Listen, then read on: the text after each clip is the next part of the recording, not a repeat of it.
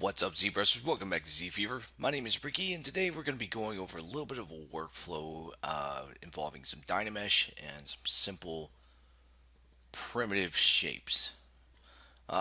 If you were in the hangout on Saturday, you might recognize some of this. I hadn't quite gotten this far with it, but what I was doing is I was utilizing some ZBrush primitives, Dynameshing them, and using them to build this maquette. And I'm going to take this much further later on down the line. I will be going through and Z-remeshing it and then cleaning it up and posing it. And eventually she will be a cartoony slave Leia. So what I need to do, something I'm working on at this point, is I'm trying to make some fingers for this character. You can see that not all these shapes are meshed together just yet because I've still got some refinement that I want to do. And whenever you keep things separate, you're at a little more liberty to move things around, get the muscle form, even though it's going to be simplified. It's much easier and much faster, and you don't have to worry so much about damaging it so much. So, let me show you where I'm going with this. What we're going to be doing is we're going to be using Dynamesh quite a bit. So, right now I've got just a basic sphere. What I need to do is I need to Dynamesh this bad boy. So let's go ahead and do that. Need to make it a Polymesh 3D. And by doing so, now I can access the Dynamesh tab. So I'm just going to use a low resolution. Turn on Dynamesh. There we go. Alright, so something to note about Dynamesh, right, is that it is going to operate based on the scale of the object. Okay, so if you see right now the level of fidelity that it has, right, and the poly count is just barely above 14,000. Let's say I went through and scaled this up a little bit, right? Just once. I'm just going to scale it up once. And then let's say I go through and remesh. You see how much more dense it is? So now it's sitting at 55,000. So it's just something to be aware of while you're working in this manner. If you work too small, you might need to, if you're working small and things are falling apart, whenever you go to Dynamesh, you might want to increase the resolution.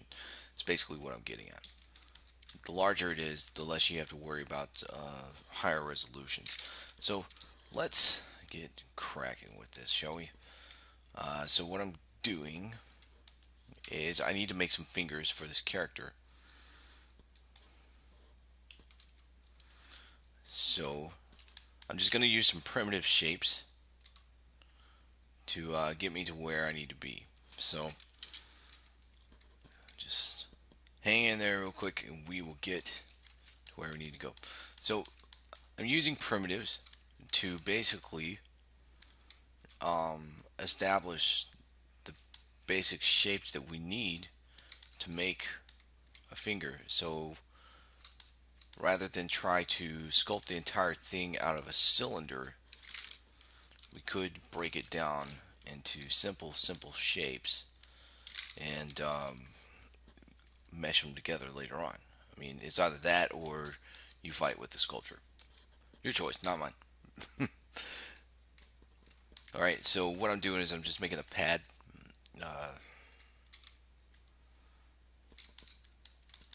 And then I'm going to duplicate this a few times. Duplicate. Right? And then I'm going to hop back over into this project over here since I already had some other geometry set up. And I'm going to insert that pad. Boom. Alright, so let's go over here. There we are.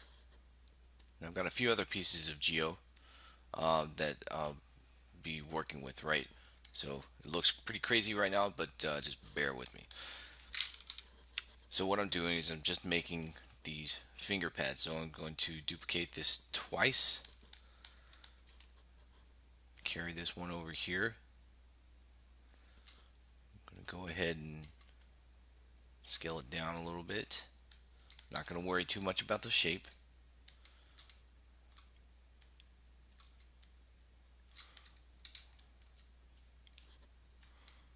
Just moving things into place.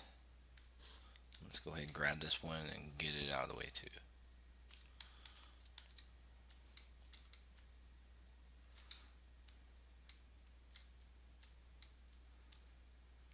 Right.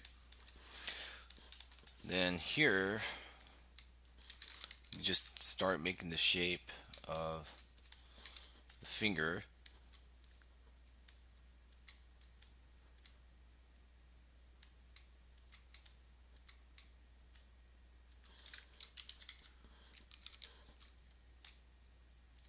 Right. This isn't going to be super perfect, but the idea here is to minimize so much sculpting up front. A lot of frustration comes from trying to get things to be perfect. And if we can keep things simple from the get-go, it can go a long way to assist us down the road, right? So I've got this going, got that going. I think this one's too long. There we go.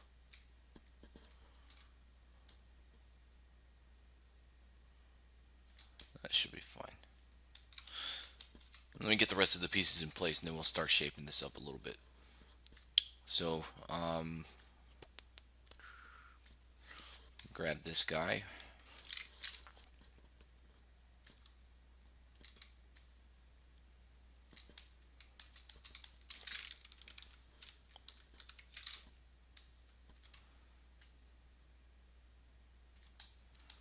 See how things are kind of falling apart there. Be mindful of where you place your transpose line, I suppose.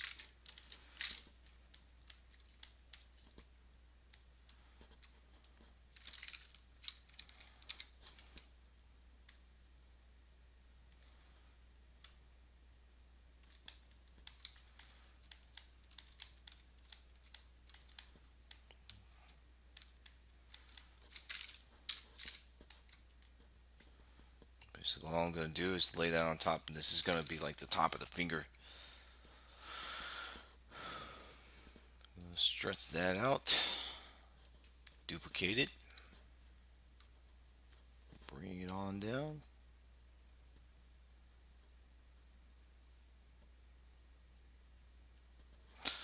I'm going to go ahead and start curving this, right?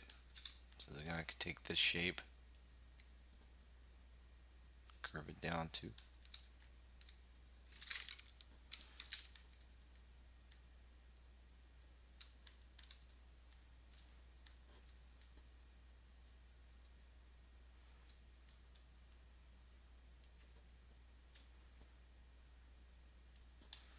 So I'll use that.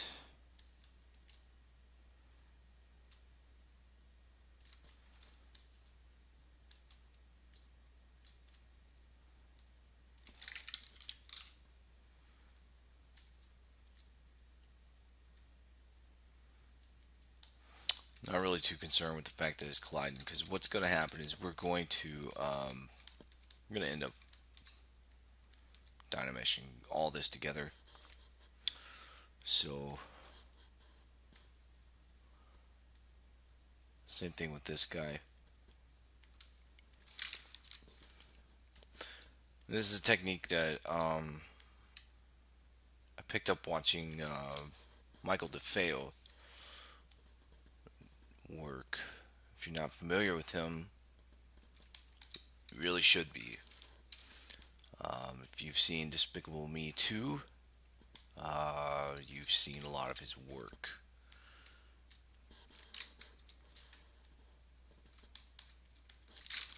He's a really incredible sculptor. Um, and I can't speak highly enough about him. So, um, keep going in the same sort of fashion.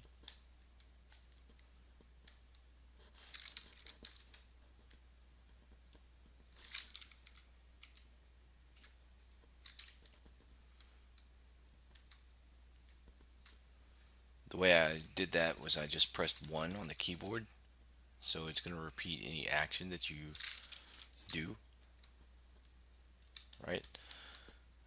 So let me grab this. I'm going to move it into place, sort of in front of the joint. Then I'm going to duplicate this, move it down here.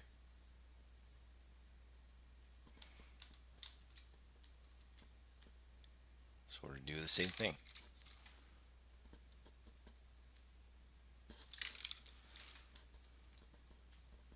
Right? And let's go ahead and duplicate it again.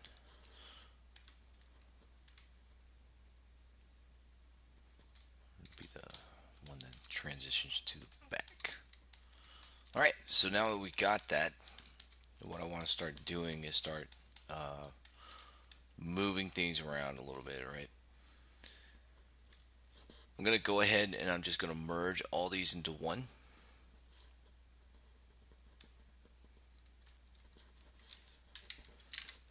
Ah, dang it.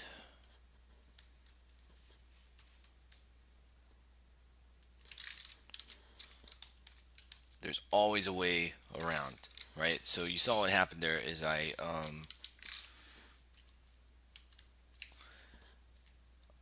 merged that piece down, but I wasn't ready to merge because whenever I duplicated this, um, I kept the same poly group. And what I want to do is be able to manipulate this piece later on down the line with the move brush. I could do all the shaping prior to that, but I don't necessarily need to do that if I have everything in its own poly group, right? So let's change that one, change that one. So now everything should be its own poly group, right? So what I'm going to do again is that one's already merged. Then I also need to merge that one down. All of these.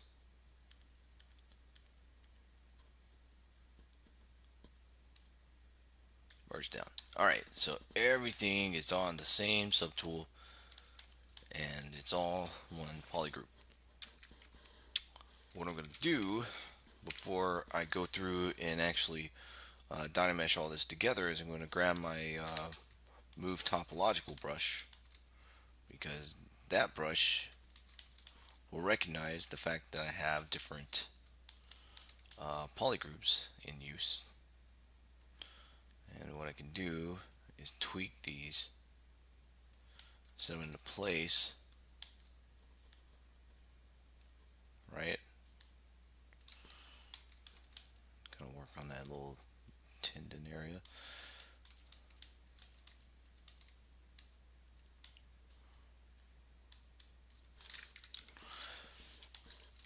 And even if you had already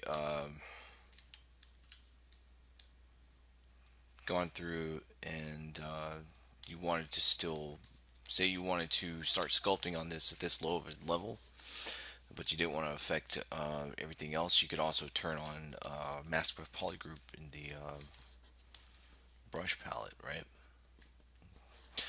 So I'm just gonna move on down the line, shape things out, shape things out, move that in, And then I'm just gonna call that good, right? And so once that is taken care of, then I'll come back up with my Dynamesh resolution around 100, and go ahead and remesh. And now everything is just kind of welded together, right? And so now I can come through with my smooth and just knock a lot of that down. And the great thing about this is that I have that form, right?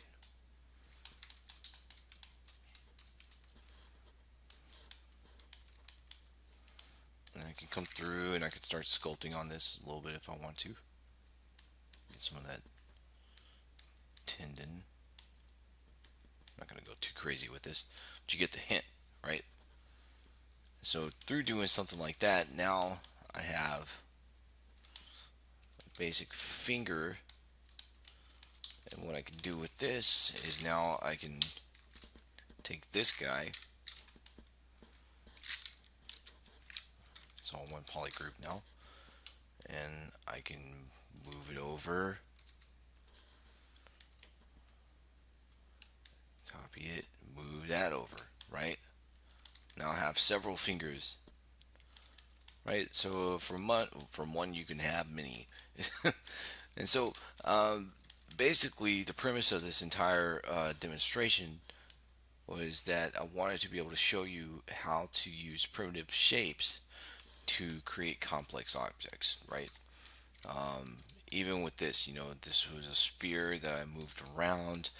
Um, you know, if you break things down into uh, digestible things, right? Just break things down. If you're finding something that is too complicated, or you feel like it's too complicated, right?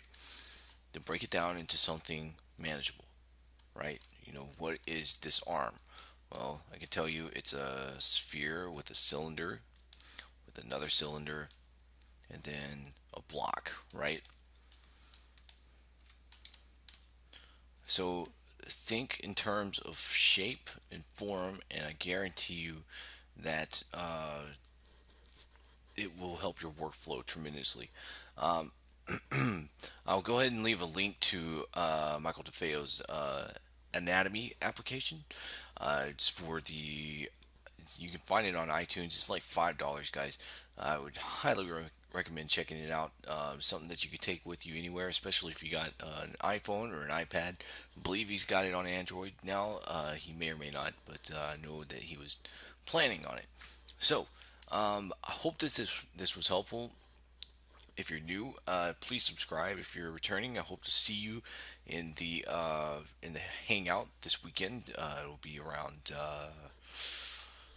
We're gonna shoot for about 11 o'clock Central Time. All right. I'll put an announcement up on the ZFever group on Facebook, so be looking out for it.